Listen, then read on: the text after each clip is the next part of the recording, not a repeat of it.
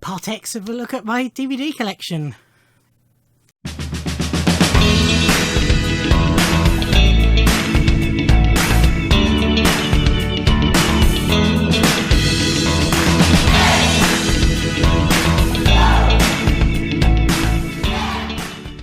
Ahoy everybody, and welcome to the next part, whatever number it is, of my look at my DVD collection. So we're on to the last set of shelves, or the last shelf in my bookcase of normal film and TV DVDs. Previous parts are on the playlist, future parts are as well. Let's carry straight on. So this is Things to Do Before You're 30. So this is a comedy drama, I suppose. Starring Dougray Scott, Jimmy Mistry, Emilia Fox, Sean Parks and Billy Piper. I think it's based on a book. May be wrong. It's about a bloke who's has a bit of a pre-30 crisis, and story of him and his friends, and you know, they've all got things they want to do before they're 30. But yeah, it's a good fun film. This is one of many versions of The Hound of the Baskervilles I own. This is the BBC production from 2003, starring Richard Roxburgh as Sherlock Holmes. Ian Hart plays Dr. Watson. Richard E. Grant is Stapleton. John Nettles is he? Can't remember which character he plays. Geraldine James, Neve McIntosh, Ron Cook, Lisa Tarbuck. It's a good production. Not entirely convinced by Richard Roxburgh's interpretation of the character, but otherwise enjoyable, and it's got commentaries and various other bits and bobs on here. This is the optimistically titled Season 1 of Jekyll, the only season of Jekyll, unfortunately, or Jekyll. This was a series written by Stephen Moffat, and one of the directors was Matt Lipsey, who did a lot of Doctor Who. So, James Nesbitt is an ancestor of the original Dr. Jekyll, and it turns out he has the ability to become Mr. Hyde. He's married to the lovely Gina Bellman. Also stars Dennis Lawson, Michelle Ryan, Mira Sayal. It's a really, really, really good series. When I met Stephen Moffat at Comic-Con last year, I actually spoke to him about Jekyll rather than Doctor Who or Sherlock or anything. It's a series I really, really love. This is Blood Monkey. Who's in this that made me buy it? I have to look this up because they're not listed up. It might be Laura Aikman. So 6 students go to Africa to study giant apes with their professor F. Murray Abraham. But after setting up camp in a jungle clearing, they soon become witness to the carnage inflicted by the strange and remote species. So basically the apes are attacking them. Sort of a survival horror. Yeah, it is Laura Aikman. There's a picture of her on the cover. So that's why I bought it. It was Laura Aikman was in it, who I'm a big fan of. Matt Ryan's in it. See, on here, she's listed as Amy Hansen, but it's not. It's Amy Manson, who I'm also a big fan of. But yeah, it's okay, you know, for what it is. This is Madame Bovary. This is the version from 2015. I'm a big fan of Mia Wasikowska, or however you say her name. Who's probably best known for playing Alice in the Disney Alice in Wonderland films. But here she plays Madame Bovary. Rhys Ifans is also in it. Paul Giamatti, Ezra Miller, Laura Carmichael. It's a very good adaptation of the novel. I enjoyed it a lot. This is the complete second season of Hex.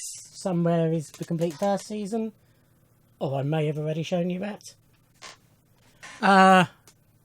This was a Sky, sort of Sky's answer to Buffy. You know, obviously they showed Buffy, but their own made version of Buffy, really. That was sort of teenagers, supernaturally type show. Second series is nowhere near as good as the first. but that might be partly because I like Christina Cole a lot, and she's only in the first couple of episodes, I think. It's also got Jemima Rooper, Michael Fassbender, Stephen White, Colin Salmon, Anna Wilson-Jones. Yeah, it's set in a boarding school, and Jemima Rooper's a ghost, and all sorts of supernatural goings on. And it's enjoyable, but the first series was better. It's a good film. This is All Good Things, starring Ryan Gosling and Kirsten Dunst and Frank Langella. It's based on a true story of an unsolved missing persons case. So, Ryan Gosling's character is the heir to his family's fortune, set in the 80s. Kirsten Dunst is a working class girl. They meet, fall in love, run off to the country. And then she disappears. And he gets obviously suspected. And I won't go into any more detail, but yeah, highly recommend that film. This is Sex and Breakfast, which is a film I got because Eliza Dushku's in it. Also stars Macaulay Culkin, teenage Macaulay, or, you know, that age Macaulay Culkin. Alexis Zena, however you say her name. And Kuno Becker, who I don't know the name of.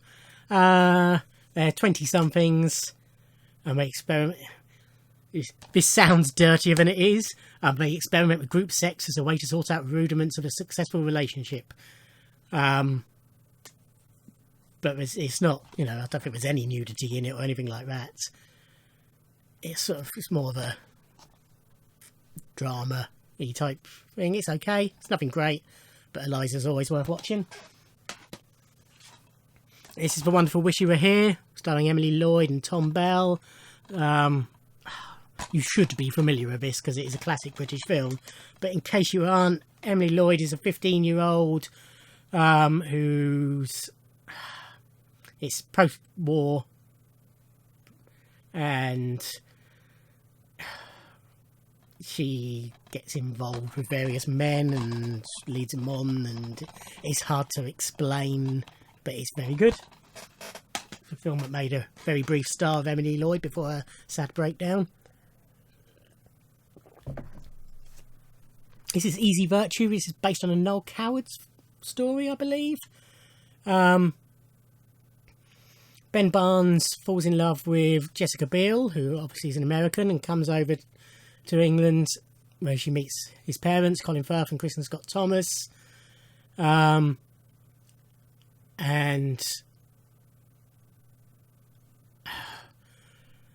they don't get on, and there's all sorts of mishaps, and it's sort of a crazy... It's almost like a farce, but not quite. But yeah, it's a lot of fun. Very well performed by a great cast. This is 24 Hour Party People. So this is the story of Madchester. Primarily Tony Wilson and Factory Records and things like that. If you know about that sort of side of music, Happy Mondays, New Order, Joy Division, obviously before New Order. That sort of era. Great cast. Steve Coogan plays Tony Wilson. John Sim. It's just Shirley Henderson, Ralph Little, Paddy Constantine, Peter Kay's in it. Dave Gorman's in it. It's a really good film. It is directed by Michael Winterbottom, and all his films are great. This is a special edition with lots of documentaries about that era of music and all sorts, as well as about the film. 2 audio commentaries. Yeah, really good. This is The Duchess. As you may or may not be aware, Keira Knightley is my favourite actress. Here she plays Georgiana, the Duchess of Devonshire, who was actually, I made a bit of a thing of this at the time of release, long lost, no not lost, an ancestor anyway of Princess Di, and they sort of draw the parallels between the two people. So Georgiana was a much loved character in a loveless marriage in the royal circle of the 18th century. And there was a third person in that marriage, played by Hayley Atwell. And it's a good film. It's not one of my favourite Keira films, but it's enjoyable enough. That's The Duchess. Ralph Fiennes plays her husband. It's another film I got basically because Eliza Dushku's in it. This is Open Graves. I'll read the blurb. An international group of young surfers come into possession of Mamba, an old board game made from the skin and bones of a witch executed during the Spanish Inquisition. At a drunken party one night, they casually decide to play. It's all fun and games until they find out that curses last forever and death is the ultimate undertow. So it's a typical sort of slashery film. It's okay. You know what's going to happen. Eliza Dushku's the star, so you know she's going to survive, but it's okay. This is Chiller. So this was a horror anthology series that was on in 1995 on ITV, I think it was. Yeah, Granada. So it's 5 different horror short films, if you like, hour longs, I think they are. A woman takes part in a seance. 5 years later, disaster begins to overtake them. Pregnant woman loses her unborn child in a car crash. She becomes pregnant again. She's convinced that she's haunted by the original child. Homeless man is compelled by a mysterious friend to murder the elderly social worker who's trying to help him. A writer who regards the supernatural with cynicism moves into a supposedly haunted house. He sets out to prove ghosts do not exist. And in a small Yorkshire town, police are desperately searching for a child killer who strikes at full moon. But it's a really good cast. Does it list them anywhere? No. So going by pictures, Martin Clunes, young John Sim, Peter Egegan, whatever his name is, Kevin McNally. Oh, various people you might be able to. Some people you go, oh yeah, them, but you won't know their names. But yeah, that was enjoyable. Previous part, I think it was, or if not the part before that, I showed the second Tomb Raider film. Some stuff on this, and I don't know what it is. This is the first Tomb Raider film. This is the Cradle of Life was a Region 1 release. This is Region 2. Lots of extras on this. As I said on that, I really enjoy the Tomb Raider films. They're not. I haven't seen the Alicia Vikander one yet, but I fully intend to. But yeah, the two Angelina Jolie ones I really like. This is Anglo-Saxon Attitude. This was an ITV drama from 1992, which makes me feel old, because I remember it going out. It's based on Angus Wilson's post-war novel. It's dramatised by Andrew Davies, who does lots of these sort of things. Stars Richard Johnson, Douglas Hodge, Elizabeth Spriggs, Tara Fitzgerald and Daniel Craig. Tara Fitzgerald was my main reason for purchase. Oh,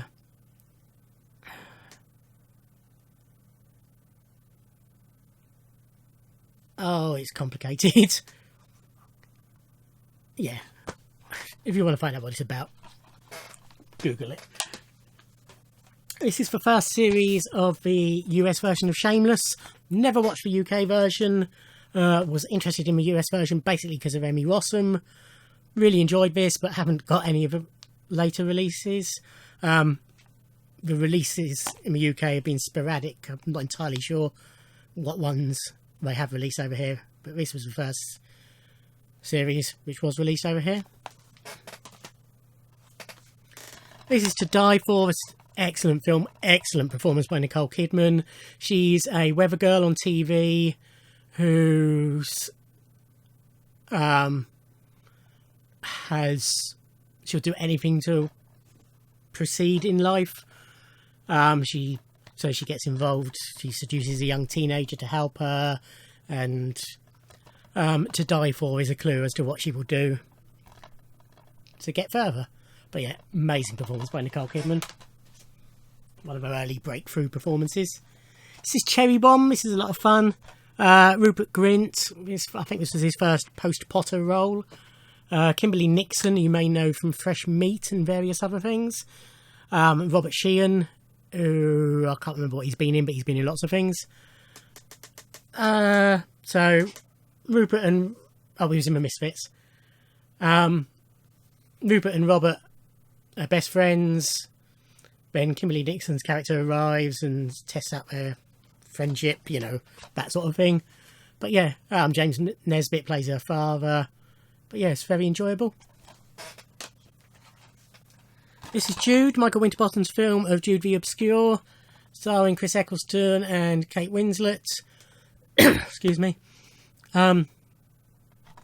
It's, you know, a typical British adaptation of a classic novel, done very well. I picked this up very cheap. This is A Certain Sacrifice. This is when Madonna came to fame. There was all this talk of this porn film she was in before fame. This is it. I mean, to even call it soft porn would be generous. It's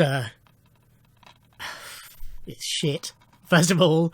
It's 60 minutes, and that's about 55 minutes too long. She's a streetwise teen who gets herself in a series of circumstances and mishaps in her meaningless existence. Basically, they call it. She got her kit off a couple of times in it, and that classed it as porn to the press. But don't watch it. I watched it, so you don't have to. This is Hostage. This was a TV movie, I believe. Might be mistaken. But starring Sam Neill, Talisa Soto, who was Lupe Lamore in Licence to Kill. And she was my main reason for watching it when it was on telly and then buying this DVD. James Fox, Art Malik, Michael Kitchen.